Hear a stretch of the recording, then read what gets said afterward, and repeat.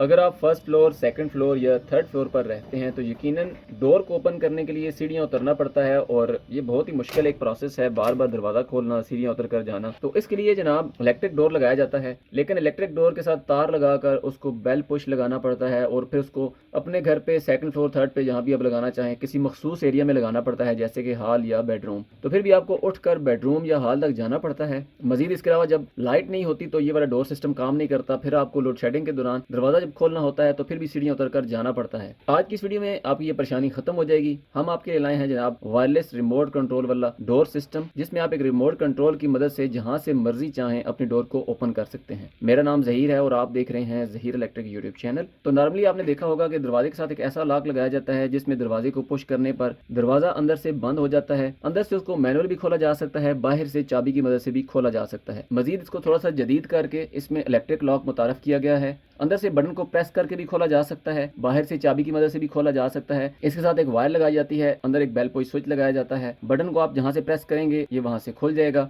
लेकिन जब load shedding होती है तो ये सिस्टम काम नहीं करता, फिर आपको सीढ़ियां उतर कर जाना पड़ता है और मैनुअल उसको खोलना पड़ता है। तो ये तमाम चीज़ें देखते हुए जिसमें वायर से भी आपकी जान छूट जाती है, लोड शेडिंग में भी मसला नहीं होता, तो इसलिए जनाब आज हम इलेक्ट्रिक डोर के साथ एक वायरलेस सिस्टम लगाने वाले हैं। ये आपको बआसानी दराज से मिल जाता है। इसके साथ दो रिमोट कंट्रोल होते हैं। अगर आप बाहर से आ रहे हैं तो बाहर गली से खड़े होकर आप रिमोट की मदद से इस डोर को ओपन कर सकते हैं। अपने घर पे आप बेडरूम में आराम कर रहे हैं, डाइनिंग हॉल में हैं, किचन में हैं, या छत पे चहलकदमी कर रहे हैं, तो उस केस में आप ऊपर से रिमोट से जब प्रेस करेंगे तो ये दरवाजा आपका खुल जाएगा। इसके अंदर एक बैटरी भी होती है, जब लोड शेडिंग होती है तो उस केस में भी ये सिस्टम आपका काम करता रहता है।